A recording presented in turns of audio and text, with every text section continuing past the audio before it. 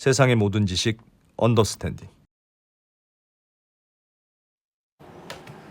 네, 김용범 헤드 리서치. 해시드 리서치 대표님 모셔보겠습니다. 어서 오십시오. 안녕하세요. 네. 요즘 어떻게 그 독립 리서치 앤드 독립 경제학자로서의 삶은 괜찮으십니까? 독립은 이제 아니죠. 해시드 오픈 리서치에 있으니까. 아, 저희가 보기에는 그 회사도 꽤 독립적이기도 하고 그 배에 타고 계시나 혼자 계시나 비슷하게 독립적인 것 같긴 합니다. 나름 나도 월급쟁이다 이런 걸 아, 그래서 예. 요즘 안 그래도 여쭈고 싶은 게 많았는데 네. 그 뭐 어떻게 해석을 해야 될지 모르겠어요. 이런 현상들을 이렇게 금리가 높아질 줄을 알았던 사람도 많지 않을 것 같고. 그래서 그렇습니다. 이 되게 중요한 게 요즘 워낙 갑자기 미국 금리가 빨리 튀니까 요즘 사람들 ETF 투자 같은 것도 많이 하잖아요. 그렇죠. 그 이제 이거는 바닥친 거다 이제 너무 많이 떨어진 거다. 금리가 채권 가격은 가격이? 떨어졌으니까 요거 이제 오를 일만 남았다. 그래서 ETF 그 채권 거래량 보면 막 미친 듯이 올라가고 있습니다. 사람들이 요즘 가격이 아니면 거래량이. 거래량도 거래량이라는 건 그렇죠. 예. 하는 분 사는 분 다 있다는 뜻이니까 그렇긴 의견이 하지만- 뜨겁게 엇갈린다는 뜻일 수 그렇긴 있죠. 하지만 사는 사람들이 많겠죠. 사는 아무래도. 사람들이 많다는 뜻이잖아요. 너- 어쨌든 너- 거래가 많이 됐다. 이제부터 금리 하락이 시작된다는 하락. 쪽의 그렇지. 베팅. 너무 많이 올랐다. 그렇죠. 단기간에. 그렇게 해석하는 분들도 많이 있던데. 그러면 지난 한 약 1년, 짧게는 1년, 길게 보면 한 2년간의 고금리 현상이 잠깐 그랬던 건가요? 어떻게 보세요? 이제 미국 연준이 22년 초부터 올렸잖아요. 금리를. 예. 예. 그래서 0.5% 하던 거를 지금 5.5%까지 올렸으니까 역사상 가장 그 짧은 기간에 가장 가파르게 빨리 가파르게 올렸죠. 올렸죠. 예. 그러니까 1년 반 사이에 정책 금리가 약 5%포인트 이상 올랐으니까 놀라운 속도로 올린 거죠. 네. 예. 그런데 이제 정책 금리는 그렇게 올렸지만 정책 금리와 연동돼서 움직이는 건 한 1, 2년 정도 퍼센트. 물론 다른 금리도 오르긴 오르지만 뭐 연준이 인플레이션 때문에 놀라서 그렇지 한 1, 2년 저렇게 하다가 인플레이션이 잡히면 네. 좀 연준이 또 내릴 거야. 네. 이런 기대가 많았잖아요. 예상이 있었죠. 예상이 예. 있었죠. 그러니까 중장기 채권들은 별로 안 올랐죠. 그렇지. 그래서 이제 단기는 뭐 5점 몇 퍼센트 되는데 금리가 중장기가 한 3, 4%에 머무르니까 금리가 예. 원래는 금리 구조라는 것이 장기가 조금 높은 게 높고. 정상이잖아요. 원래는. 그래서 네. 이제 일드 커브라는 게 이렇게 우상향을 하는 게 맞는데 극단적으로 이렇게 네. 소위 말해서 이제 거꾸로 된 인버티드 된 일드 커브라고 그러죠. 그런 예. 모습을 보였죠. 예. 플래트닝. 그랬는데 올 7월 말부터 갑자기 중장기 채권들이 막 튀기 시작했어요. 그래서 그것도 정말 빠른 속도로. 그래서 제가 한번 이 동영상을 한번 가져와 봤는데요. 네. 동영상이요? 예. 동영상이 있어요. 이걸 금리가 한번- 튀는 동영상인가 예, 봐요. 이걸 이제 제가 한번 클릭해 보시면 네. 이게 만기별로 이렇게 지금 고정돼 있어요. 예. 그러다가 이게 이제 각 만기별로 이렇게 금리가 튀어 오르는 거를 이야. 이게 이거 꿈틀꿈틀하는 거 봐라. 일드 저거. 하고 커브의 있죠. 그 예. 변화군요. 변화. 변화인데 제가 이제 시간이 없으니까 조금 빨리 갈게요. 예. 점점 스티프닝. 세상에. 이렇게까지 올라갔어요. 오. 와. 2년, 2달 반 사이에. 야. 이게 그 뭐 1, 2년짜리가 아니고 예. 10년, 20년, 30년짜리니까 이 가격이 얼마나 큰 변화를 겪었겠어요. 한 그러게요. 3, 40% 정도 떨어졌죠. 네. 이 장기 금리가 이렇게 올랐으니까. 예. 그래서 왜 이렇게까지 단기간에 이렇게 장기 금리가 튀었을까라는 것이 이제 시장을 많이 놀래키고 있는 거죠. 네. 근데 몇 가지 요인이 있는데 예. 첫 번째는 그 즈음부터 인플레이션이 다시 올랐어요. 월별 CPI가 미국의 7월부터. 그러니까 인플레이션이 9%까지 갔다가 예. 잠잠해진 것 같은데. 4점 몇 %까지 내려왔는데 아니 이게 웬일? 다시 올라가기 다시 시작한다. 올라가기 예, 시작한 거예요. 예. 인플레이션이 이렇게 수그러져야 이제 그 연준이 금리를 내릴 텐데 네. 연준은 계속 우리 쉽게 내리지 않는다. 소위 말을 higher for longer라고 그래서 이 높은 상태를 오래 끌고 갈 거다라고 그랬는데 시장은 많이 이제 그걸 믿지 않았죠. 예. 연준은 계속 그런 이야기를 하고 했는데 뭐 시장 금리는 이렇게 안 움직이고 그랬는데 이 인플레이션이 이렇게 다시 고개를 드니까 원래 이거 봐라 그러면 이제 70년대 인플레이션 이렇게 낙타 쌍봉 같이 예. 한번 이렇게 올라갔다가 거의 꺾였다가 잡는 듯 하다가 다시 올랐었죠. 와서 그 전보다 더 올랐어요. 예. 그런 70년대. 그 70년대 그 악몽이 있어요. 그러니까 사람들이 이제 그거에 대한 공포 하나, 이제 의구심 하나. 근데 두 번째 그때 당시에 또 미국 피치가 미국 그 신용 등급을 신용 등급을 낮췄어요. 네. 그 미국의 이제 뭐 부채 상이 뭐 협상이 어떻고 그러면서 미국 국채의 장기 재정의 지속 가능성에 대한 의구심도 나고 일본은 또 미국과 격차가 지금 일본 한 번도 안 올렸잖아요. 예. 미국이 지금 저렇게 5% 포인트를 올린 중에도 일본 하나도 안 움직였으니까 일본 격차가 너무 심하니까 일본이 소위 일드 커브 컨트롤이라고 그래서 금리를 일본 중앙은행이 눌러놓고 있는 게 계속 압력을 받고 있는 거예요. 예. 야 이것도 또 지속 가능하지 않대 여러 가지 요인이 겹치면서 갑자기 이렇게 이제 튀기 시작하니까 걷잡을 수 없이 한 두 달 반 사이에 한 이제 어제 그제는 5%까지 찍었죠. 예. 그러니까 이건 역시 유례가 없는 거예요. 이렇게 중장기 채권이 두 달 반 사이에 이렇게 오르는 100% 포인트 이상을 치솟는 거. 음. 이게 아까 말한 대로 4%대 갔을 때 이제 야 지금 10년짜리를 4%에 사면 얼마나 이익이겠냐. ETF가 또 물밀시 들어가고 ETF만 그런 건 아니고 예. 헤지펀드들도 다 그렇게 또 공격적으로 투자를 했는데 계속 지금 손해를 막대하게 보고 있는 겁니다. 그런 거죠. 4%에 이만하면 금리 높네라고 들어갔던 들어갔다가 사람들 5%가 두 달 사이에 올라가니까. 됐으니까 박살난 거죠. 20, 30%도 3, 40% 손해를 본 거죠. 앉아서 한 달 사이에 한 두 달 사이에. 예. 원래 장기 금리라고 하는 건 이렇게 빨리 움직이는 게 아닌데요. 그렇죠. 그죠? 이렇게까지 움직이지 않죠. 지금 뭐 10년 후 미래야 뭐 어차피 뻔한 거지. 그게 뭘 그렇게 많이 변하겠습니까? 오늘 거기를 예상하나 내일 예상하나. 소위 말해 베이시스 포인트라고 그러잖아요. 예. 5bp, 10bp만 움직여도 예. 굉장한 움직임이에요. 원래는 듀레이션이 기니까. 듀레이션이 기니까. 그래서 그 안에서 뭐 이렇게 그 아주 미세한 차이 가지고 그걸로 먹는 아비트루즈도 건데. 하고 예. 그러는데 이거는 거의 야. 신흥국 수준에서 신흥국에서 그렇지. 신흥국의 인플레이션이 막 두 자리 맞습니다. 있는 나라에서나 있을 법한 그런 움직임인데 미국 국채 시장이란 말이에요. 세계에서 제일 유동성도 많고 안정적인 그것도 제일 안정적인 10년채가 이루고 있으니까 삼성전자 하한가 같은 느낌이지. 지금 이럴 리가 없지. 이럴 리가 두어 달 없어. 사이에는 이 채권 시장, 특히 국채 시장의 변동성이 주식을 압도합니다. 이틀 전에는 5% 찍었다가 야. 빌 에크만이 나 이제 숏 더 이상 안 한다고 하니까 15% 포인트가 15bp가 다시 또 올랐잖아요. 지금 서학개미들이 네. 제일 많이 사는 미국 주식이 3배 레버리지. 미국 국채 30년짜리 세 배를 금리 하락 베팅으로 3배. 그러니까 30년도 그 자체가 3배인데. 박살난 거지 지금 그러니까. 4% 때부터 많이 샀어요? 네. 아우. 그래 박살나고 있습니다 지금. 그러니까요. 얼마나 아플까. 금리가 어떤 경우에는 뭐 대단한 투자 계획이기도 하지만 이렇게까지 그 정말 변동성이 극단적으로 나타난 적이 별로 없었어요. 예.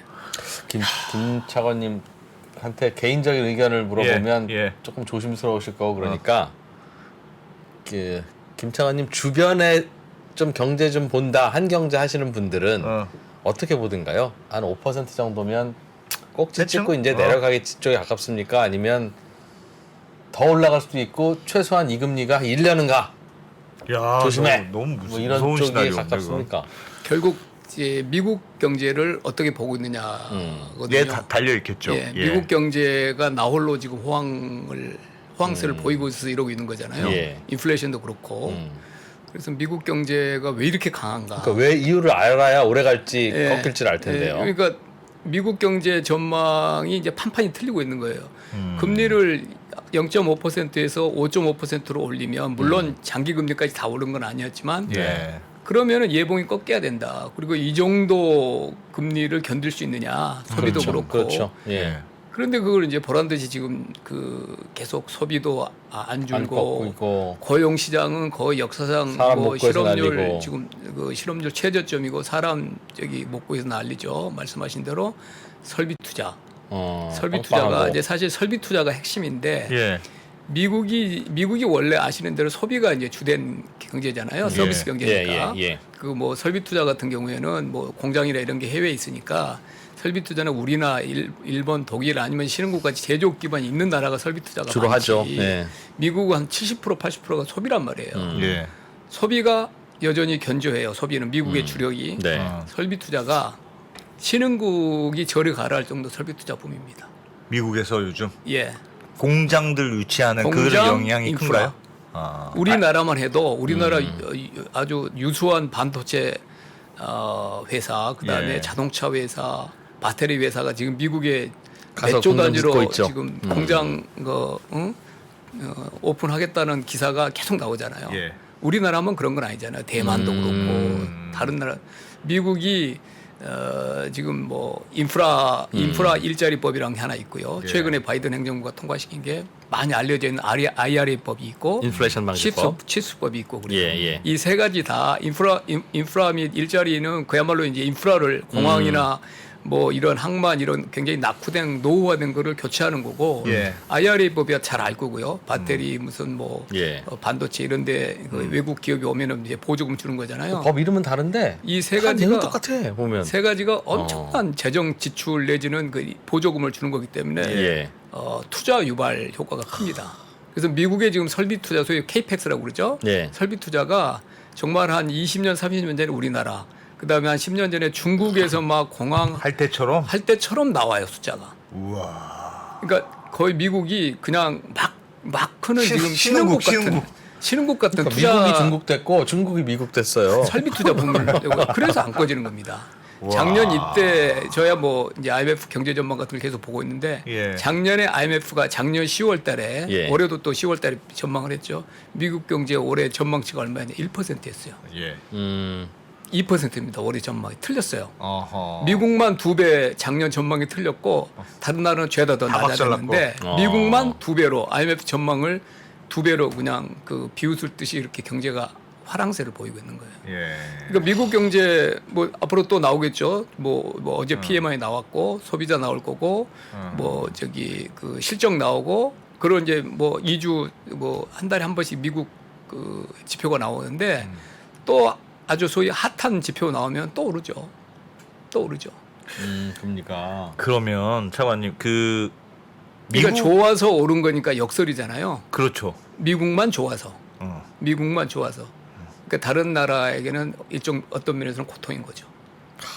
미국이 좋으니까 미국은 금리를 계속 올려도 그렇습니다. 버틸 수 있고 예. 다른 못 버티는 애들은 망가지는 거고. 그렇습니다. 아니 근데 그게 그러니까 미국의 경제를 자꾸 우리가 예상이 틀리고 미국 경제가 고금리에도 불구하고 너무 좋은 거잖아요. 예. 그걸 우리가 틀리는 이유가 말씀하셨던 대로 설비 투자가 높은데 그거는 일종의 바이든 정부의 정치적인 행보 때문에 그러니까 정부나 정치적 행보가 어떻게 나올지 우리가 충분히 예상하기 어려워서 그래서 자꾸 틀리는 겁니까? 그러니까 아니요. 이제 첫째는 그 팬데믹 이후에 뭐 유럽도 그렇고 우리나라도 그렇고 그 일본도 그렇고 미국도 정책 대응을 했죠. 예. 그래서 뭐 양적 완화, 우리나라는 양적 완화 안 했죠. 미국 같은 양적 완화 했죠. 재정 지출했죠. 소위 말하는 확장적인 정책 대응을 했어요. 예. 그 규모가 미국이 제일 컸습니다. 미국이 압도적으로 사실 팬데믹 때 그 뿌려버린 거예요. 뿌린 거고 어허. 그다음에 제일 실패를 했잖아요. 그 미국이 얼마나 그때 당시에는 예. 참 그 저기 뭐죠 저기 사망자도 제일 많고 난리도 아니었잖아요. 예. 그래서 그 연준 그다음에 재정 각각 한 4 내지 5 트릴리언을 썼어요. 연준이 그때 양적 완화로 이렇게 그 채권을 산 게 한 4 트릴리언. 예. 재정 적자를 통해서 한 2년간 처음에 트럼프 바이든 정부가 한 게 한 1년에 4 내지 5 트릴리언을 썼습니다. 합치면 단일 연도에 한 9 트릴리언, 8 트릴리언을 쓴 거예요. 정부가. 정부가. 어. 그러니까 전 세계에서 가장 그 소위 말하는 바주카식으로 대응을 한 거죠. 예. 그게 이제 두둑이 쌓여 있는 거예요. 국민들 주머니에. 국민 주머니에 기업에. 어. 그래서 소비가 안 꺼지는 거죠. 근데 거기다가 아까 말한 설비 투자 그 법은 이제 바이든 때 통과됐잖아요. 예. 그 법을 통과시킨 건 바이든인데 뭐 그전에 트럼프부터 이제 디리스킹하고 공급망을 뭐 재편하고 이런 이야기도 예, 있었잖아요. 예, 리쇼링.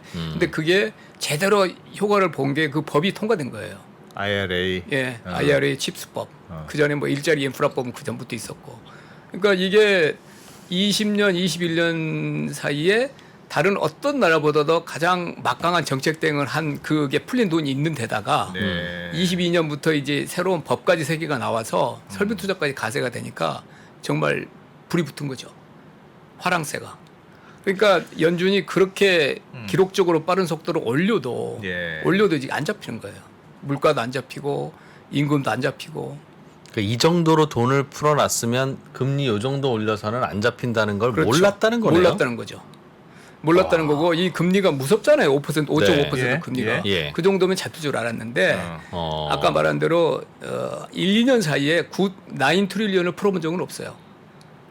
그러니까 그 저기 리만 사태 이후에도 이제 버냉키 있을 때도 QE 1, 2, 3 했잖아요. 그때 한 9년 사이에 한 4 트릴리언을 썼습니다. 예.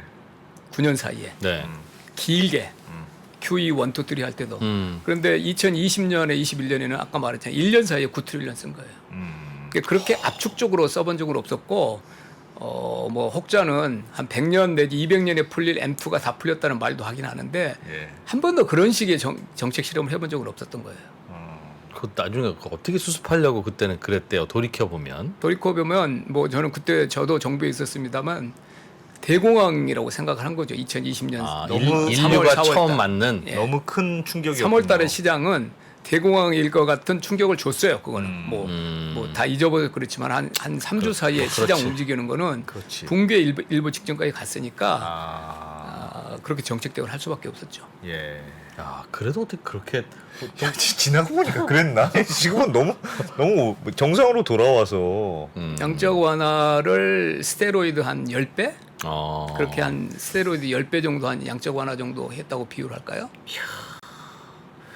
그래도 알겠습니다. 그런 건 알겠는데 지금 이제 이 정도면 꺾일 것 같은데도 더 갖고 그런 거잖아요. 시장의 기대는 지금까지는 버텼지만 그래도 기준 금리가 이 정도면 충격을 받는 게 정상이야. 근데 이상하다고 여기까지 온 거잖아요. 근데 지금 우리가 오래 갈지도 몰라라고 생각하는 게 어떻게 보면 꼭지 아니냐 이런 기대가 있는 거죠 시장에서는. 그러니까 이제 4% 10년채 4% 금리는 예.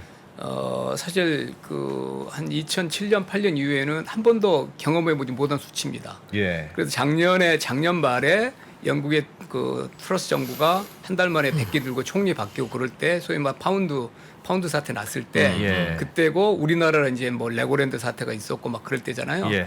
그때가 한 4.1%인데 그 난리가 난 거예요. 작년 말에 전 세계가.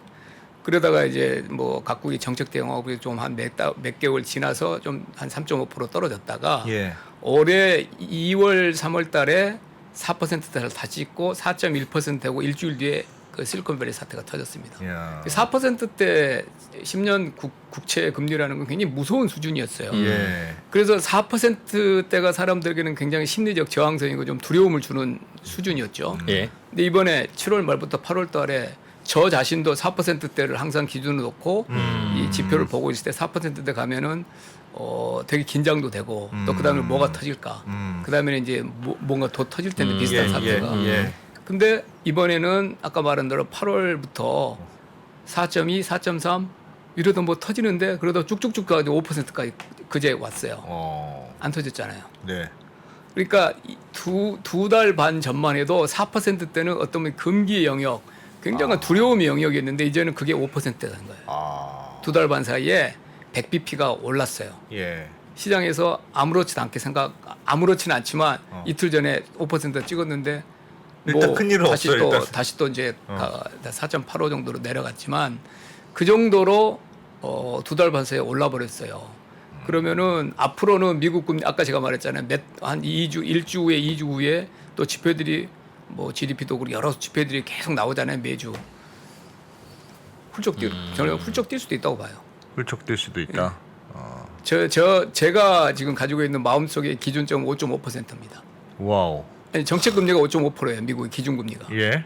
미국 기준금리가 5.5%니까 의미가 있지는 않지만 기준금리가 하나의 이제 실링이 되겠죠. 예. 우리나라는 3.5%잖아요. 네. 한국은행의 지금 정책금리가 우리나라는 10년째가 한 4.2까지 올라와 있어요. 우리는 벌써 기준금리보다 뛰어넘었죠. 70bp 올라 있잖아요. 예. 이 우상향 형태로 우리는 돼 있잖아요. 예. 미국은 이제 그래도 이렇게 올랐어도 아직도 이렇게 이제 우하향 형태를 조금 이렇게 완만하게 됐지만 그런 형태를 띠고 있으니까 예.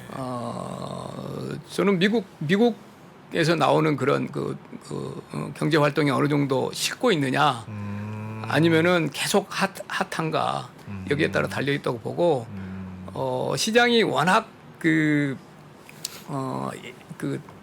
통상적일 때와 달리 변동성이 너무 커요. 하루에 15pp 오전에 갔다 오후에 깔아앉기도 하는데 이건 뭐 아까 말한 무슨 저기 그 뭐 하이테크 주식도 아니고 예. 무슨 뭐 관리 종목 일보 직전인 주식도 아니고 미국 국채 시장이 이렇게까지 변동성을 보인 적이 없어서 시장이 좀 그 유동성이 좀 얕다고 그러죠 전문가들 말에.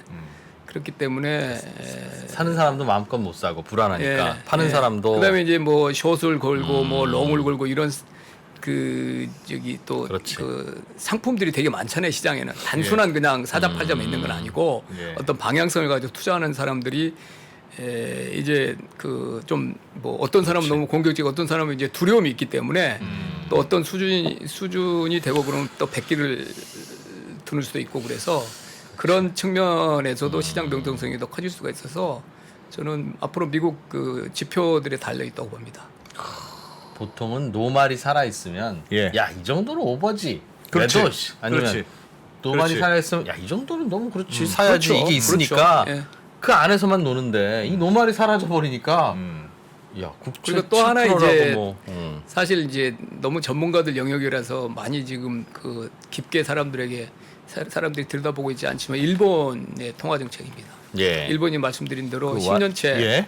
일본은 기준금리 마이너스 0.5로 고정시켜 놓고 한 번도 안 움직였어요. 예. 그리고 10년 국채가 누르고 있죠. 뭐 0.5로 하다가 이번에 하도 이제 압력이 세니까 1% 해놓고 그걸 이제 일드 커브 컨트롤하면서 예. 일본은행이 들어가서 그걸 이제 조정을 하고 있는데 계속 그 압력이 높아지고 있어요. 예. 그래서 보고 있으면 유심히 보고 있으면은 일본이 그게 이렇게 그 레인지를 벗어나지 않도록 안간힘을 쓰고 있고 그다음 반대편에서는 또 엔화가 어떤 일정 궤도에서 더 약화되지 않도록 양쪽에서 지금 그 재무성과 일본 중앙은행이 안간힘을 쓰고 있습니다. 일종의 예. 관리되고 있는 시장인 거죠. 어떤 시장의 자연스러운 수요 공급 때 결정되는 게 아니고 관리되고 있는 시장인데 그 압력이 일드 커브 컨트롤을 유지하는 그 압력이 이제 점점 너무 세져서 그걸 뚫고 나가려는 올라가려고 올라가려고. 세다. 그래서 이제 일본이 그거는 미국과의 금리 격차 때문에 그렇잖아요. 아까 말한 대로 처음에는 기준금리만 격차가 그 있었는데 예. 지금은 중장기까지 격차가 있어서 이게 이걸 정상화하지 않으면은 그 투자 자금이 다 그쪽으로 빠져 나갈 테니까. 그래서 일본이 이제 금리 1% 그 상한을 좀 있으면 한 며칠 지나면 또 1%까지 올라가면 또 상한을 더 위로 올려야 된단 말이에요. 예.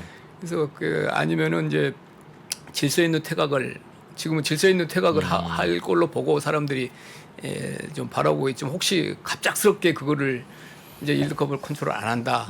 그러면 또 이제 위로 채권 튀겠죠. 금리가 위로 튀겠죠. 예. 튀면 이제 뭐 또 엔화는 강세가 되겠지만 그런 또 불안정성도 좀 있는 거죠. 거기서 제가 약간 궁금한 게 어떤 분이 그러시던데 제가 충분히 이해를 못해서요. 일본이 금리가 튀면 미국 금리도 같이 튑니까? 그게 영향을 미쳐요. 일본의 그 채권 시장의 금리가 지금 억지로 이렇게 일본 정부가 눌려놨지 않습니까? 일본의 중앙은행이 그걸 이제 막은 게 이렇게 막 터질 듯이 풀어놔서 또 올라갔다. 그럼 그게 미국 금리에도 영향을 줍니까? 일본이 미국 국채 제1 투자자국입니다.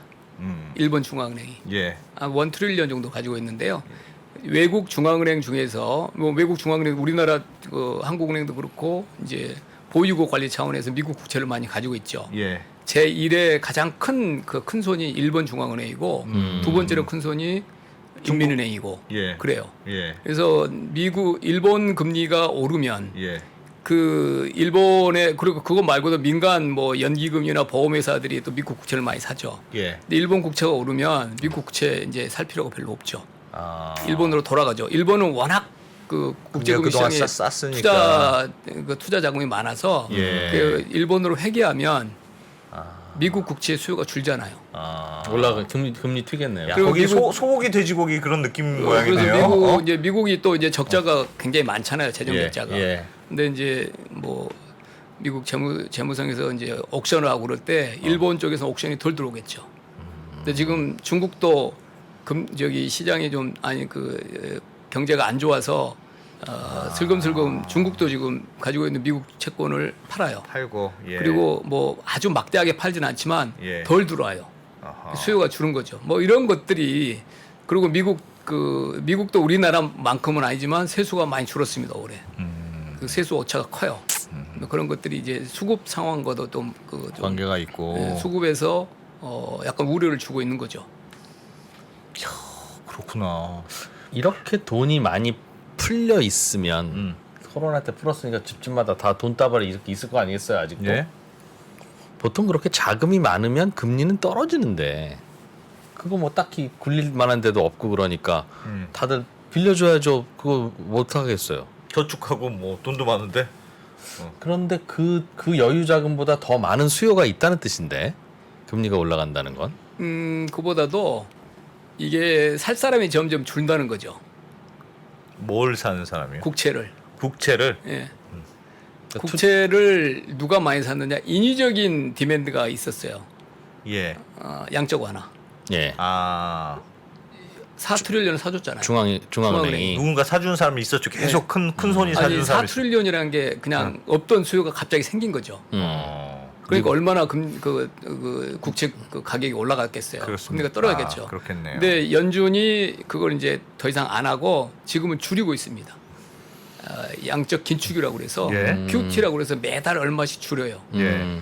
그러니까 그 산타클로스가 사라진 거죠. 어. 연준도 안 살 뿐만 아니고 연준만큼은 아니지만 그래도 제일 큰 손이었던 일본 중앙은행도 좀 줄이고 있고 아. 중국도 그러고 있고 다른 신흥국들이 지금 저기 그 달러가 지금 강하잖아요. 미국 국채 금리가 워낙 좋으니까 예. 뭐 달러가 강세잖아요. 예. 신흥국들이 다 지금 괴롭잖아요. 그럼 보유고가 줄죠. 자기 나라 저기 네, 외환 보유액이. 외환보유고 줄죠. 예. 달러가 강세고 그 다음에 환율 시장에 또 개입도 해야 되고.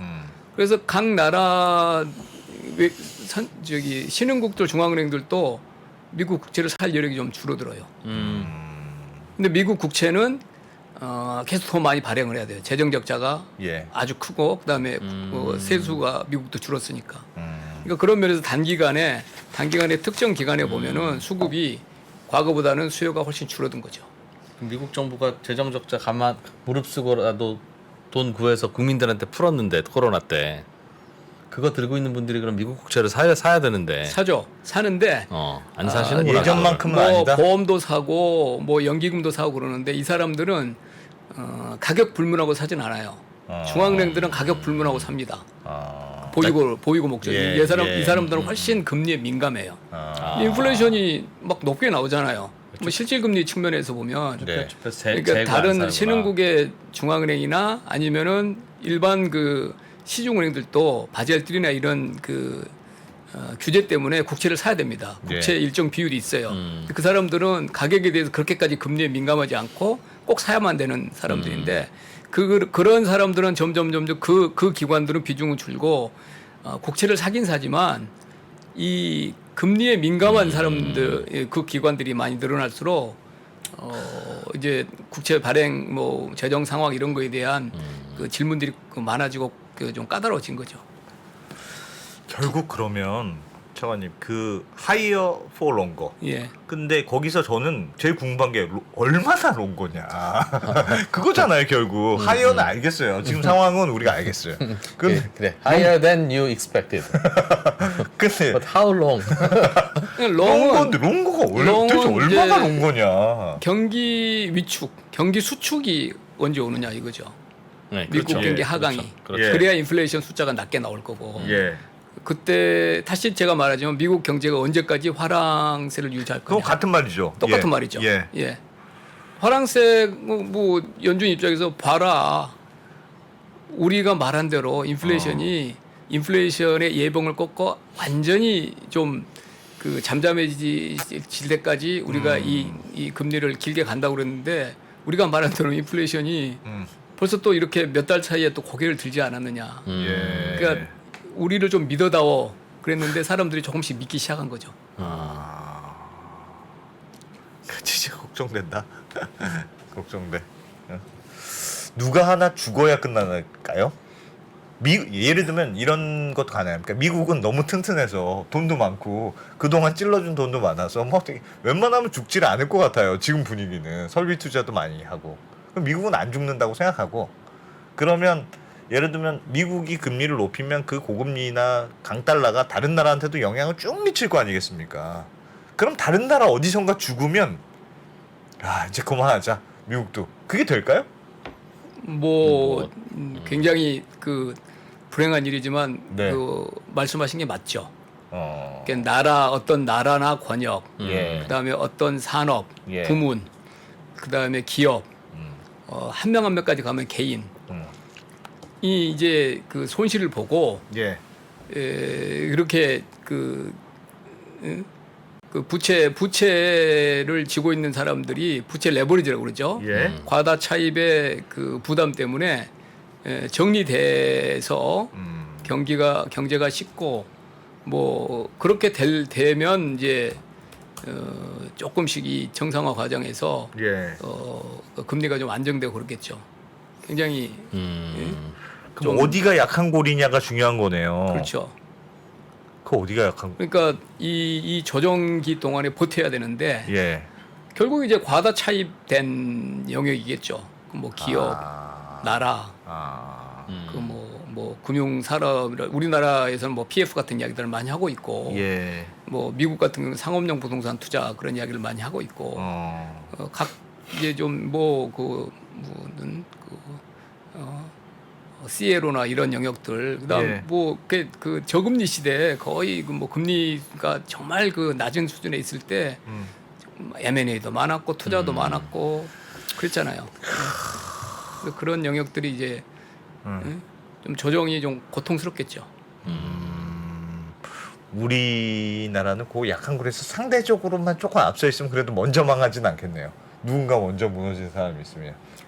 근데 이제 아까 말한 대로 미국이 저렇게 강세, 뭐 강달러 그러니까 채권국 전반이 다 어려워요. 예. 근데 우리 주변에 있는 나라 중에서 이제 일본은 아까 말한 그런 특수한 예. 금리를 한 번도 올리지 않았다는 그게 지속 가능하지 않다는 그런 예.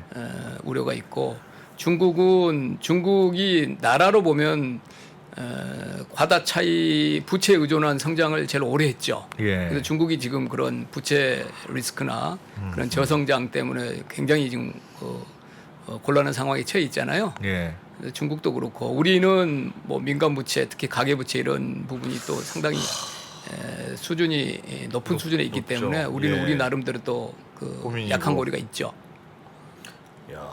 미국이 중국과 본격적으로 싸운 게 이제 몇 년 됐잖아요. 트럼프 임기 때부터. 그렇죠. 그래서 중국 야고 뭐 좀 속된 말로 야고를 하고 중국 엿먹을 하고 그래서 미국도 본인들도 좀 힘든데 금리를 이렇게 올리는 거다. 중국 죽으라고? 그거에 대한 그 뭐 개연성 내지는 미필적 고의라고 그러죠. 일부러 그러지는 않았으나 결과적으로 그렇게 됐다. 예, 미필적 고의라는 말을 할 수는 있죠. 예. 그렇지만 아까 말한 대로 미국도 고통이 있죠 지금. 예. 미국도 고통이 있잖아요. 그래서 일부러 그러지는 않았을 테지만 지금 이렇게 미국의 나홀로 초강세, 미국의 네. 나홀로 초강세가 가장 아프고 큰 고통을 주는 나라가 중국인 건 맞죠. 야, 이게 보니까 말씀을 들어보니까 지금의 상황은 너무 상대적으로 미국이 좋으니까 지금 문제군요. 좀 비슷하게 좋고 비슷하게 나빠야 비슷하게 움직이는데. 그다음에 이제 미국에다 지으라고 미국만 이렇게 요즘에 좋으니까 지금 이게 뭐가 요즘에 가장 그 키워드가 AI잖아요. 예. AI 기업이 다 어디 있습니까? 다 미국에 있네요. 다 미국 생각해보니까. 있잖아요. 예. 그러니까 올해 AI 외에는 사실 주식에서 어떤 그 소위 말한 재료가 없는데 예. 그 AI 기업 한 대여섯 개가 다 미국에 있잖아요. 예. 그런 것까지 그 겹치니까 미국 달러 강세가 될 수밖에. 근데 왜 그게 어떤 면에서는 다른 나라에게는 역설적으로 굉장한 고통을 주고 있는 상황이라서 어허. 아이러니죠. 진짜 욕심쟁이네. 근데 같은 시대 같은 지구에서 사는데 예. 물론 미국이 좀 유리한 것도 알겠어요. 군사력도 좀 있고 뭐 달러도 통화국이기도 있고. 하고 뭐 어드밴티지는 알겠습니다. 어. 그러나 그거 가지고 저렇게 혼자 잘 나갈 수 있는 거예요? 그러니까 왜 잘 미국만 잘 나간 나가요? 거는 아까 말한 대로 2020년, 21년에는 세계 웃음거리였잖아요. 미국이 한때 그랬었던 적이 있었네. 팬데믹 때 제일 대응을 잘 못했잖아요. 제일 많이 죽었고 그래 마스크도 예. 없었지. 뭐 거의 무법이었잖아요. 예. 무법인 상태로 되다 보니까 재난지원금 같은 거를 막대한 규모로 정부가 줄 수밖에 없었고 예. 그러니까 그건 의도한 건 아니죠. 그거는 어떤 면에서는 그때는 또 중국이 그 코로나 방역 잘했다고 얼마나 네, 또 예. 뻐기고 그랬어요. 그러니까 미국이 다 모든 걸 의도한 건 아닐 테고, 근데 이제 그 리쇼링을 한다, 뭐 공급망 재편하면서 그 제조업을 다시 국내 핵심 제조업을 국내에 만들겠다 그런 이야기는 이제 트럼프부터 많이 있었는데. 예. 법을 저렇게 아까 그 말한 그 세 가지 법을 그 법도 몇 개월 걸렸어요 합의 이르는데 저는 굉장히 놀랐습니다. 미국이 저렇게 과감한 정책을 그 이제 결국 산업 정책이잖아요. 그렇죠. 예. 산업 정책을 저렇게 성숙한 경제가 몇 개월 내에 저렇게 합의를 이끌어 가지고 그 보조금 규모가 보조금의 수준이라는 것이 정말 상상을 초월할 정도잖아요. 근데 그걸 또 합의를 이끌어낸 거는 뭐 미국의 저력이라고 해야 될까요? 예. 어떤 면에서는 좀 야. 우리 입장에서도 야속하죠. 우리가 5조 10조 투자할 걸 뭐 많이 그쪽에 지금 그런 공장을 거니까. 미국에 지어야 되는 거니까. 근데 그게 장기적으로 기업가들이 여기가 사업하기 좋고 공장 짓기 좋겠어라고 생각해서 들어가는 거라면 그게 이제 안정적인 성장인데 보조금 줄게 들어와 하니까 보조금 따먹는 거야 누가 못합니까? 짓고 따먹는 건. 근데 이제 거기에 지은 공장이 미국이라고 하는 인프라 안에서 그 높은 인건비 감당하면서도 계속 이른바 세계의 공장으로 기능을 해야 이제 뭐 어찌됐든 그게 돌아가는 건데 그때는 바이든도 대통령 아니잖아요. 그러니까 보조금만 보고 가지는 않았을 거예요. 거기 이제 이민자도 많고 그 다음에 뭐 기술 인력도 많잖아요. 대학들도 많고 그래서 미국이 또 뭐 어떤 저출산 문제가 있는 것도 아니고 시장도 있고 이제 뭐 멕시코, 캐나다부터 해서 그런 안정적인 그런 그 다음에 핵심 기술을 가진 기업들도 근접해 있고 단순한 보조금만 가지고 가지는 않았을 것 같고요. 그러면 이제 지금까지 그 낮은 인건비가 갖고 있는 강점이 21세기 인더스트리에서는 약해진다. 별 큰 강점은 아니고 오히려 말씀하셨던 산업 인프라, 기술 인력의 꾸준한 공급, 적절한 노동시장의 탄력성 이런 게 더 중요한 시대가 됐다고 보는 겁니까? 그렇죠. 예. 야.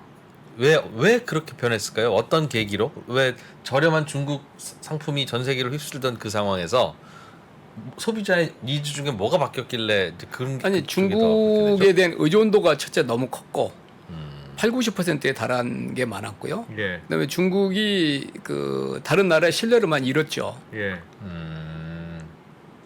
중국이 어떤 순수 상업적인 그 논리에 따라서 그것을 공급하고 그렇게 하겠다는 신뢰를 많이 못 줬죠. 네. 그런 강점을 또 전략적인 측면에서 쓸 수 있다는 그런 우려를 좀 낳고 예. 그리고 실제 코로나 때 보니까 의약품, 마스크 뭐 그런 것 미국에 없었잖아요 하나도. 저스트 인 타임이 안 예. 되죠. 그래서 되돌아보니 뭐 반도체 정도만 생각했는데 의약품부터 시작해서 원자재부터 뭐 미래 뭐 배터리라는 거 이런 광물들도 보니까 80~90%가 다 중국에서 재련이 되고 있고 다 의존을 한다. 자 그리고 이제 뭐 대만 이런 그 갈등이 고조되고 그럴 때 만약에 이제 한번 시뮬레이션 해봤을 거 아니에요? 예. 어떤 상황을 가정하고 그러니까 이제 오싹했던 거죠. 소위 말하는 초크 포인트라고 그러죠. 초크 포인트. 예. 어디 가서 꽉 이제 막히는 부분이 우리가 초크 포인트 중에 너무 많은 것이 중국에 의존하고 있구나. 이런 자각을 한 거죠, 미국이. 소위 미국의 체질 개선이군요. 완전한 체질 개선. 지금은. 각성을 한 거죠. 예, 미국이 중국을 WTO에 가입하게 하고 뭐 이렇게 국제 무역 질서에 편입시키고 사실 중국의 큰 기업들은 상당히 많은 부분에 주주들이 다 미국입니다. 예. 그 뭐 이렇게 FDI 같은 것도 그렇고 그랬는데 중국이 이제 2010년대 강해지면서 그러면 이제 미국의 기대는 한국 같이 만불 2만불 되고 그러면 중산 정도도 탄탄해지고 민주화에 대한 열망도 생기고 그러면서 어떤 그 공산 그런 이데올로기보다는 국제적인 그런 질서, 미국 주도의 질서에 조금 더 이렇게 가까워지는 나라가 되지 않겠냐는 기대 가지고 그렇게 줬던 건데 시장도 뭐 욕심도 났지만 근데 판이하게 다른 모습을 보였잖아요. 그러면서 미국이 이제 잠재적으로 어떤 대결적인 그런 상황이 됐을 때 그러면은 우리는 어떤가 이런 자각을 하면서 사실 트럼프 때 그 취했던 그 중국 견제 그런 정책들이 바이든 때 고스란히 그대로 유지되고 있잖아요. 당이 달라졌는데도 앞으로 뭐 미국 내년 대선 결과에 따라 뭐 다르겠지만 어떤 당이 되더라도 대중국 정책은 그렇게 크게 바뀔 것 같지는 않아요. 그건 뭐 미국 내 광고면 어떤 면에서는 그 공감대를 얻고 있는 그런 그 주제라서 그렇습니다. 일단 일자리가 너무 많이 늘었잖아요. 예. 그 너무 다시 많이 줄일 늘었잖아요. 수가 없네 다시. 얼마나 아까 뭐 우리는 지금 야속하고 우리가 지금 그러니까 금리 이런 것 강달러 때문에 고생을 하고 있지만 적어도 미국 입장에서 보면 뭐 그 일자리 아주 좋은 일자리죠. 제조업 일자리니까. 예.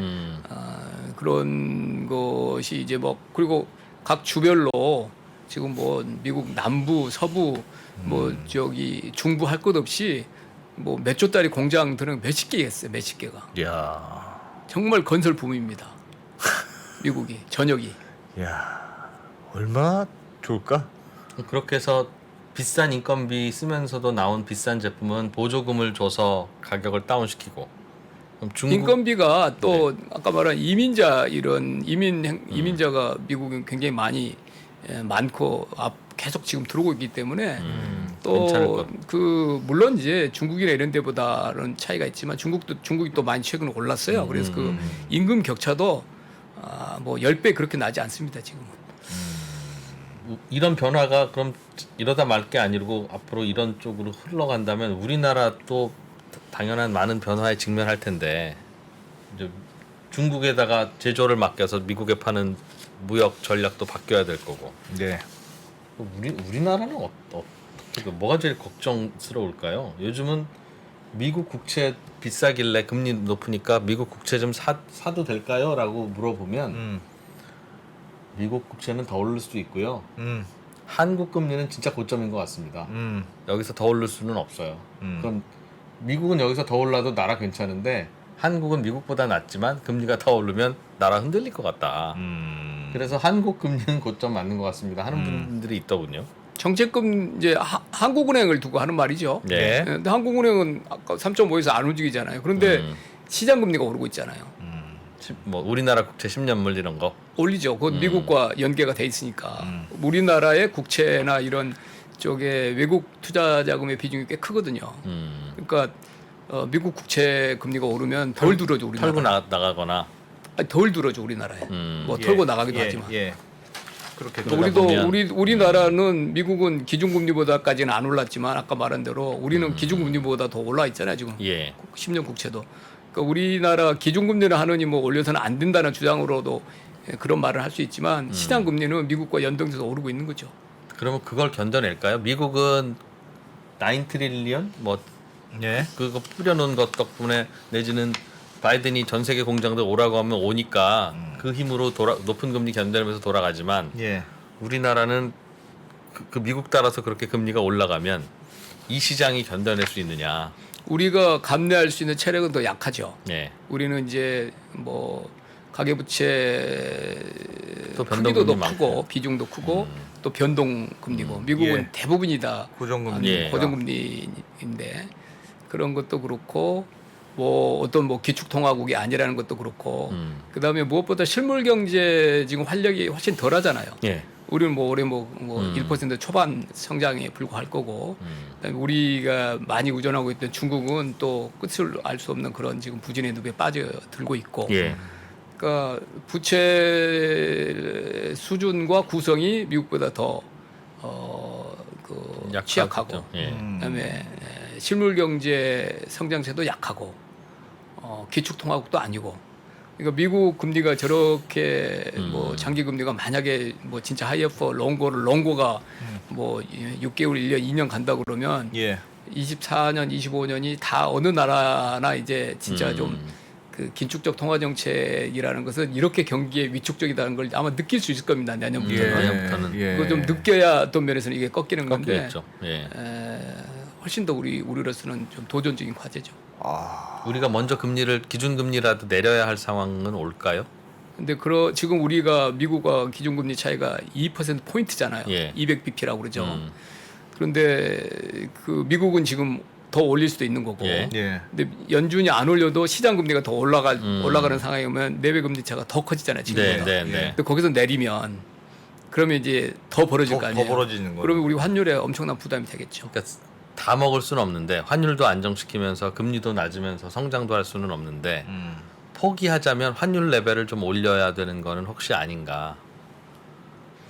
그것은 이제 그 정책 당국에서 지금 우리나라의 그 금융 취약성, 이런 어떤 금리나 이런 측면에서 뭐 결국 금리냐 환율이냐 뭘 하나 내놔야 되는 되잖아요. 건데. 예. 내놔야 될 때 거시경제적으로 충격이 좀 덜한 쪽으로 고민을 해야 되겠죠. 뭐 아무것도 안 하고 현직 때처럼 말씀해 주시네요. 신중하게.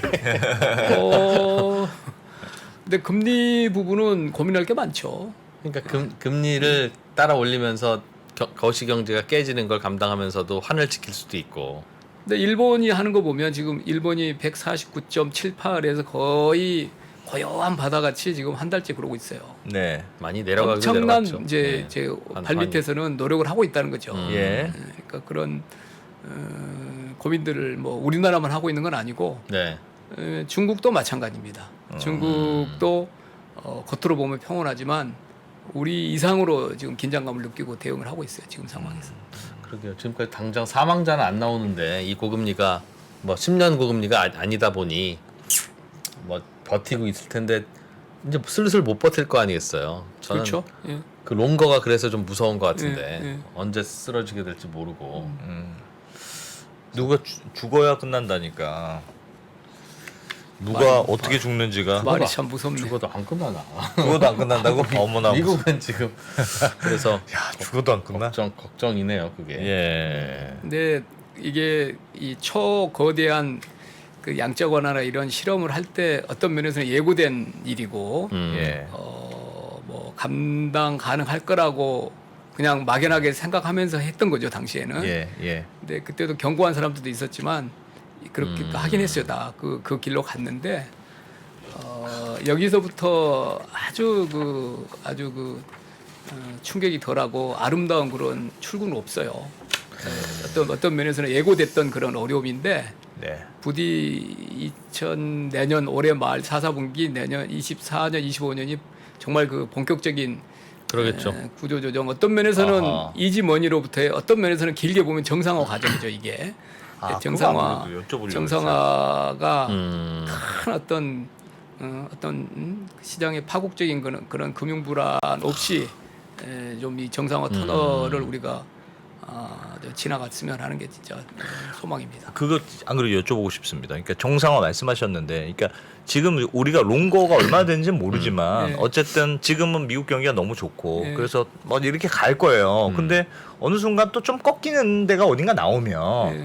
또 우리가 너무 심했나 하고 뭔가 다시 금리가 내려가는 시기가 올 것이다라는 게 이제 기대감인데 만약에 이 상황을 정상화라고 과정이라고 생각하면 지금 5% 4%가 정상화인데 뭘 내리냐 그렇게 하면 시나리오가 완전 달라지잖아요. 이 그래프를 한번 보시면 예. 시간이 있는지 모르겠는데 이 그래프를 한번 띄워보실래요? 시간 안 맞으시죠? 한 20분 남았습니다. 이게 예. 이게 이제 책에서 본 거고 저기 보면은 뭐 바빌론 시대부터 금리인데 저건 이제 아마 뭐 점토판 이런데 뭐 양 몇 마리 빌려주고 얼마 받았다 이런 거 가지고 유추한 거고요. 네. 한 2,300년 동안에는 통계가 있으니까 이 한 4 내지 5% 수준의 금리가 이 통상적인 수준이에요.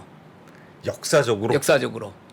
그런데 지난 20년간 소위 제로금리, 양적 완화 하면서 우리가 잊고 있었던 거죠. 여기 있는 이게 높은 봉우리 이게 70년대거든요. 70년대 물가 막 뛰었을 때. 예, 그때입니다. 저 봉우리부터 우리가 이렇게 쭉 이제 이 슬라이딩을 하고 있었던 거, 기분 좋은 슬라이딩이죠. 계속 금리가 내려갔다는 거, 채권 금리가 채권 가격이 올랐으니까 이 슬라이딩 하고 있다가 지금 우리가 이렇게 지금 올라가고 있는 거예요. 그러니까 저게 너무 가파르죠. 가파르긴 하지만 그 레벨로 보면 사실 4~5%는 길게 보면 이제 역사 평균에 가까운데 문제는 이렇게 이제 그 치솟는 게 너무 가파르다. 그리고 지난 한 20년간 이지머니 시대라고 하죠. 저금리 이때 사람들이 이게 또 뉴노멀인 줄 알고 영원히 이래줄 줄 알고 중앙은행이 깊이 빚에 중독돼서 또 많은 경제 활동을 했죠. 지금 이런 이제 이렇게 그 바뀌면 이게 그 많은 그 질서에 큰 격변이 일어나겠죠. 이지머니 시대 이렇게 한 뭐 1~2% 계속 가겠다고 계약 맺어놓고 그 전제로 부동산 사고 새로운 사업하고 M&A 하고 뭐 평생 결정한 그런 게 지금 굉장히 고통스럽잖아요. 그래서 국가도 그렇고 국가도 이렇게 뭐 이건 이제 미국 상업은행들의 자본 손실입니다. 금리가 올라서 빨간 거는 네, 채권 이제 어떤 거는 이제 당장 그 자기 실적에 반영되고 어떤 거는 그냥 만기 보유라서 반영은 그 해 반영은 안 되지만 또 주석상은 다 공시가 되니까 마크 투 마켓 하다가 마크투마켓 저렇게 이제 자본 손실이 클 거고 미국이 왼쪽이 재정 적자 지금 수준인데 한 6 내지 7% 퍼센트 GDP 대비 앞으로 계속 몇 년 간다는 거예요. 적자가. 그러면 오른쪽이 미국 정부가 조세 수입으로 이자 비용을 내는 이자 지급에 써야 되는 비중이거든요. 한 뭐 8% 되다가 지금 한 15%, 20% 되겠다는 거예요. 1년에 조세 수입을 받아서 한 15%, 20%를 이자 지급으로 써야 되니까 그러면 더 많은 빚을 내야 될 거 아니에요. 그렇죠. 그래서 국가는 국가대로, 기업은 기업대로, 가게는 가게대로 매우 고통스러운 거죠. 전제가 달라지는 건데. 전제가 달라지는 레벨, 거죠. 정상화 이게 레벨이 1, 2년이 아니고 10년, 20년, 30년이니까. 그러니까 저는 그게 과연 지속 가능한가 저런 저 고통스러운 삐걱거림이 그 상식적으로 이자율이라고 하는 건 성장률에 비례하지 않습니까? 우리가 지난 기간 동안 이지머니 낮은 금리를 해왔던 게 낮은 금리가 뭐 좋아서가 아니라 성장이 낮으니까 성장률은 2%밖에 안 나오는데 5%에 돈 빌려가세요 하니까 돈 빌려갈 사람이 없죠. 바보 아니면 그거 빌려가서 2% 성장을 하는 게 안 되잖아요. 그러니까 자연스럽게 낮아진 거고 성장이 다시 높아지면 고금리가 말이 되는데 지금은 성장이 그럼 높아질 거냐? 미국은 그럴 것 뭐 네, 말씀하신 지금 대로 말씀하신 그 체계가 네. 사실은 중앙은행의 양적 완화나 이런 그 개입으로 무너진 거죠.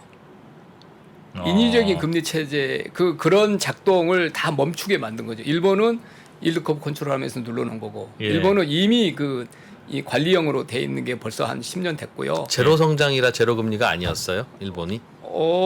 그래도 그 정도까지 눌러서는 안 된다. 그래서 아까 말한 그렇게 작동하는 금리는 인위적으로 낮은 상태로 만들 수 있다. 그리고 조금 튀면 중앙은행이 다시 개입해서 다시 낮춰줬고요. 지금도 마찬가지예요. 지금도 6개월 뒤에 중앙은행이 짜잔 하고 나와서 다시 양적 긴축 중단하고 양적 완화해주고 금리 내릴 거라는 기대가 많은 거죠. 있죠. 왜 최근에 5년, 10년에는 그런 그래 기업밖에 왔으니까. 없으니까. 근데 연준은 나 달라졌어. 계속 나 좀 얘기하고 있는 믿어줘 거고. 라고 하고 있는 거고. 근데 그러면 조금씩 사람들이 진짜 그런가 봐? 그렇게 생각하고 그럼 높은 금리가 계속 유지되려면 높은 성장이 유지돼야 그 높은 금리를 지불하고라도 돈을 빌리겠다는 수요가 생기고 그럴 텐데 그렇다는 거잖아요. 그럼 그게 지속된다는 건 고성장이 미국이야 전 세계 공장을 그쪽으로 넘어오니까 그럴 수 있지만 그럼 다른 세계는 어떻게 해요? 다른 세계는 금리는 높고 성장은 성장은 안 낮은. 되고. 근데 이제 금리 성장 뭐 여기저기서 막 경기 위축돼서 여기저기 막 그 기업도 막 망하고 막 그러면 성장률이 현저하게 낮게 나올 거잖아요. 예. 그럼 말씀하신 대로 금리가 낮아지죠. 성장이 낮게 나오면 낮아지죠. 금리는 내려야 되고. 근데 미국 일단 금리는 살고 봐야 높으면 되는데 뭘 더 빌려요? 빚을 왜 누가 더 내려고 하겠어요? 그래서 일단 갚아야지. 그래서 환이 1,500이 뉴노멀인가 이런 생각이 자꾸. 무서워.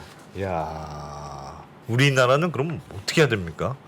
잘 나가는 미국에 딱 붙어야 됩니까? 아니면 뭐 어떻게 해야 됩니까? 우리는 독자 생존을 해야 됩니까? 그리고 넓게 보면 그래도 우리나라가 걱정은 좀 적은 나라 아닙니까? 글로벌리 보면 그렇게 나 그렇게 믿고 싶어. 그러니까 우리 어떻게 그럼 야 너는 괜찮잖아 그래도 너는 전교 3등이잖아. 그래. 내 뒤에 좀 있어. 내 뒤에 좀 애들 있어. 좀 얘들 봐라 지금. 우리 뒤에 중국과 일본이 있는 것 같습니다. 아 그래요? 일본은 뭐 우리보다 예. 올해 성장률도 높게 나올 텐데 그러니까요. 인위적인 그런 통제 체제를 해결해야 되는 숙제를 안고 있는 거고 우리는 네. 그렇게까지 불균형이 있는 건 아니잖아요. 예. 중국은 정말 어려운 지금 국면으로 빠져들고 있고. 중국은 근데 그 뭐 중국이 어려운 국면에 빠져든다는 것이 우리에게 좋은 일이 결코 아니고. 남의 나라 일은 예. 아니죠. 예. 와, 뭐 어떻게 그럼? 사실 중국 때문에 이렇게 그동안 나름대로 메뉴 그렇게 괜찮았는데. 성장한 건데 그러니까 세계 10등 안쪽으로 들어온 건 중국 덕분인 것 같아요. 우리가 자력으로 뭘 할 수 있는 건 맞습니다. 내가 보기엔 한 15등 뭐 이 정도. 근데 중국이 그렇게 그렇게 되면 예. 우리는 그럼 다른 튜브를 찾아야 되는데. 뭐지 그게? 인도? 모르겠습니다. 어떻게 해야 됩니까? 근데 우리도 뭐 하이어 포 롱고라고 그러면 뭐 월스트를 가정하고 예. 대비를 해야 되겠죠. 예. 예, 각 주체도 그렇고 기업도 그렇고 가게도 그렇고 그럼 기업도 그렇고 정부도 그렇고. 예. 내년이 가장 어려운 시기가 될까요? 일단 24년, 보세요. 25년이 예. 저는 아까 말한 이런 정상화 과정, 그 다음에 이제 조정이 본격적으로 일어나는 과정이라고 보고요. 예. 한 26년 정도쯤에 보면 소위 말한 뉴 노멀, 이 금리 수준부터 시작 인플레이션 수준, 그럼 이 팬데믹 때문에 한번 휘청 크게 요동을 치고 구조가 바뀐 이 경제가 예. 그러면 2% 물가 목표제가 적정한지 이런 논의들이 있잖아요. 예. 한 26년 정도 돼봐야 알 것 같습니다. 2년을 일단 버텨야 되는 거네요, 그러면. 조정의 기간으로 봅니다. 2년이 훨씬 더 지금보다는 더 본격적인 경기 위치가 올 것 같고. 경기 위치가 올 것 같고. 왜 아까 말한 대로 4% 5% 돼도 지금 뭐 물론 실리콘밸리 사태 뱅크런이 잠깐 있었지만 예. 본격적인 그런 그건 아니었죠. 또 금방 회복했죠, 또. 그 위기가 그렇지. 체감되는 위기는 적어도 금융시장에 없었잖아요. 예. 물론 채권형 상품들은 뭐 작년에도 엄청난 손실을 받고 올해도 손실을 보고 그런 예. 재무적인 손해는 있었지만 눈에 띄는 어떤 뭐 그 신흥국 위기 그런 게 없었는데 지금은 신흥국도 되게 이제 목에 차 있는 나라들이 많고 각 부문별로 이제 이게 길어지면 이제 이 긴축의 그런 정책 효과가 나오겠죠 본격적으로. 그러면요, 차관님. 지난번 인터뷰에도 저희가 다른 분한테도 한번 들었는데 경기가 어렵고 금리는 높고 굉장히 어려운 국면에 있잖아요, 우리도. 이럴 때는 정부가 예산을 많이 집행하는 게 상식적인 대응이 맞는 거 아닙니까? 그렇게 지정하시는 분이 있더라고요. 그러니까 지금 우리가 재정을 아낄 때냐. 네. 그러니까 건전 재정도 되게 중요한 가치 있는 건 맞는데 네. 지금은 그러니까 시기별로 다 다른데 지금은 건전 재정보다는 돈을 좀 써서 어쨌든 우리 미국도 경기 이렇게 부양하는데 우리도 좀 부양하는 게 맞는 시기 아니냐고 주장하시는 제 얘기가 아니고 이제 그렇게 주장하신 분이 있는데 이번 이제 과정 인플레이션도 그렇고 예. 금리도 그렇고 사실 어려운 부분들은 훨씬 더 어려워졌죠. 네. 감당이 안 될 정도로 어렵고 예. 뭐 어디 뭐 유서만 써놓고 세상을 떠나는 분들도 많고 사실 극한의 어려움 속으로 빠지는 거 이게 이런 지표 문제가 아니고 네. 그런 부분을 재정에서 보듬어줄 필요는 있다고 봐요 저는. 그냥 단순하게 GDP 숫자를 늘리고 이런 문제보다 어떤 면에서 생산 문제거든요. 예. 지금 이 정도 고통스럽습니다. 인플레이션이나 고금리라는 것이. 그러면 지금까지는 그런 분들만 따로 그렇게 살피는 예산은 따로 없었으니까 아니 지금도 조금씩은 노력은 하고 있어요. 예. 근데 이 전반적으로 어떤 저정건선 그래서 뭐 이렇게 총 지출이나 이런 게 아주 어떤 숫자로 조정이 되면 예. 아마 지금은 가장 어렵고 아주 그 어려움이 저 진짜 그래, 막 말단이 드러난 있겠지. 그런 영역에만 조금씩 이렇게 지금 정책들이 나오고 있는 것 같은데 이 금리와 이 인플레이션이 약간 꺾인다 하더라도 사실 굉장히 높은 겁니다. 그거는 예. 증가율이 좀 낮은 거지 여전히 예. 굉장히 높아요. 그래서 이런 그 일상생활 같은데 일상생활 자체가 잘 정상적으로 통상적인 원래 본인이 했던 거를 할 수 없는 사람들이 굉장히 많이 늘거든요. 그런 부분들은 재정에서 좀 커버를 해주는 게 저는 필요하다고 봐요. 실은 미국이 재정으로 커버한 거죠. 코로나 때 우리는 소상공인한테 돈 빌려줘서 계속 리볼빙만 하고 있지만 미국은 뭐 PPP 이런 것들이 그냥 뭐 사실 거의 거저 준 겁니다. 그렇죠. 예, 거저 줬어요. 다시 한 1년 반 뒤에 그 사무실을 다시 열면 그대로 그냥 면제해 줬어요. 이제 찬반이 있는 거죠. 그렇게 하다 보니까 네. 부채가 이렇게 아까 늘어. 말한 대로 이제 뭐 사람들이 갑자기 이제 그 저축이 막 늘어가지고 소비가 안 줄어들고 이런 면도 있는데 또 네. 미국의 정책 대응은 정말 과감했습니다. 한국은행 총재가 요즘 가끔씩 언론에 나와서 던지는 메시지가 조금 이제 예전과 그 결이 다른 게 통화 정책, 재정 정책으로 경기 살리고 우리 벗어날 수 없다. 근본적인 구조 조정해야 된다. 연금도 바꿔야 되고 노동도 바꿔야 되고 제도도 바꿔야 되고. 그러니까 쉽게 얘기하면 생산성을 높여야 효율성 된다. 떨어지는 놀고 먹는 사람들 좀 분발 좀 하고 그 날카롭게 좀 베어내지 않으면 그거 뭐 금리만 낮추고 재정 풀어서 될 일은 아닙니다. 그거 빨리 해야 됩니다. 그거 하는 과정에서 고금리가 필요하면 아마 뭐 해야 될지도 모르겠습니다. 그래야 망할 기업은 망하니까요. 어떻게 보세요? 그러니까 뭐 원칙적으로야 맞는데 원론적으로 맞는 말씀이시고 네, 네. 타이밍이 맞는데 어떻게 아까 보십니까? 말한 이런 역사적으로 굉장히 이례적인 이런 그 고금리 예. 뭐 아마 한 번 경험할까 말까 이런 큰 소용돌이잖아요. 예. 이때는 단기적인 정책 대응이 또 필요하죠. 그 뭐 아까 원론적인 말씀이 틀렸다는 게 아니고요. 그러기에는 너무 절박한 요즘 이 그 상황이 국면이잖아요. 예. 야, 어떡하냐. 그런 거 하라고 금리 올라가고 금리 올리는 게 말씀하신 대로 그게 이제 그 구조 조정의 기간이라는 건데 네. 그게 항상 제일 고통스러우니까 또 그럼요. 그럼요. 잘 못하고 또 다시 금리가 낮고 모든 게 회피할 때는 그런 효율성은 신경 안 쓰죠. 지금 조정도 못하죠. 그 금리 낮은데 그걸 어떻게 그걸 구조 조정하겠어요? 계속 못하는 것 같아요. 낮을 때는 금리 낮아서 못하고 금리 높을 때는 고통스러우니까 못하고 그러다가 이제 인생 한 70년 넘어가는 거 그러니까요. 야, 진짜 앞으로 걱정해야 될 일 많네. 우리나라는 게다가 가계부채도 높으니까 맨날 말씀하시죠. 걱정할 때만 부르셔가지고 이게 뭐 본인 그러니까 뭐가 걱정인지는 대충은 아는데 이제 일단 이 위기를 넘기는 게 일단 1번인 것 같고 예. 나머지 우리가 풀어야 할 숙제들은 늘 안고 있었던 거니까 뭐 이제 다 하나둘이 아니죠. 혹시 우리가 이거는 3순위 이하로 생각했던 문제이거나 그런데 개인적으로는 좀 야 이건 생각보다 좀 신경은 쓰이긴 한다. 요건 놓치고 있다. 예를 들면 뭐 가계부채 이거야 이제 10년 20년째 계속 주장되어 왔던 거고 예. 뭐가 있겠습니까? 혹시 청년들에게 예. 그 꿈과 희망을 줄 수 있는 그런 프로젝트들이 좀 많이 있었으면 좋겠어요. 청년들. 예. 청년들이 사실 그 20대 30대가 제일 지금 이런 국면에서 또 영향을 많이 받고 있거든요. 개인 회생 파산도 20, 30대가 제일 많고 예. 왜 또 20, 30대는 또 뭐 이렇게 막 빚을 얻어서 그렇게 했냐라고 또 하실지 모르지만 예. 사정들이 또 절박한 면이 있고 그래서 어떤 그 세대로 보면 우리 미래를 책임져야 될 그런 세대 아닙니까? 예. 그래서 어떤 최근에 이런 뭐 ETF도 그렇고 예. 아주 변동성의 주식이나 채권이나 뭐 크립토나 이런데 부동산도 그렇고 이렇게 마구마구 움직이는 걸 보면 20, 30대들이거든요. 근데 또 그들의 또 그 느끼는 어떤 절망감도 있고 어떤 조급함도 있고 또 절망감도 있고 있겠죠. 그래서 그런 부분을 조금 더 세심하게 예. 또 들여다보고 예. 좀 기회를 좀 많이 주는 그런 프로그램들이 나왔으면 좋겠어요.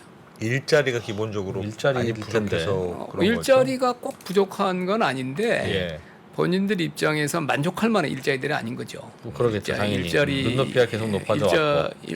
결국은 이게 자산이나 이런 거는 뭐 이 저금리의 그 후유증이기도 하지만 이 임금 매달 받는 임금 가지고는 도대체 이게 계산이 안 나오는 나오죠. 수준으로 차이가 예. 났잖아요. 예. 고차가 될 것 같고 그러니까 조급하고 그러다 보니 절망감 이제 높고 그러니까 이제 여기저기. 어떤 그 작은 돈으로도 이렇게 좀 그 수준에 이를 수 있으면 연끌도 뭐, 하고 네, 크립토도 사고 어떤 무슨 이렇게 2차 전지도 사고 어디 무슨 누가 작전하는데도 막 움직이는데도 막 뛰어들어 보고 뭐 그게 이 절박함이 좀 있거든요. 20, 30대가. 예.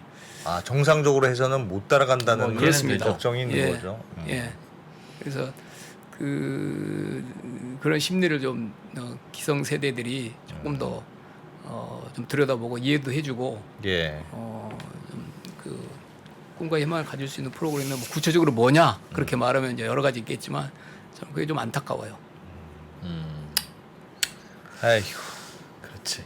저희 채팅창에서는 네. 기성세대들이 자꾸 정년을 연장하니까 양질의 일자리가 안 나오는 거 아닙니까? 청년들한테. 야 진짜 저것도 진짜 댓글도 또 뜨거운 있네요. 이슈죠. 아 파일을 키워야 되는데 그러게요.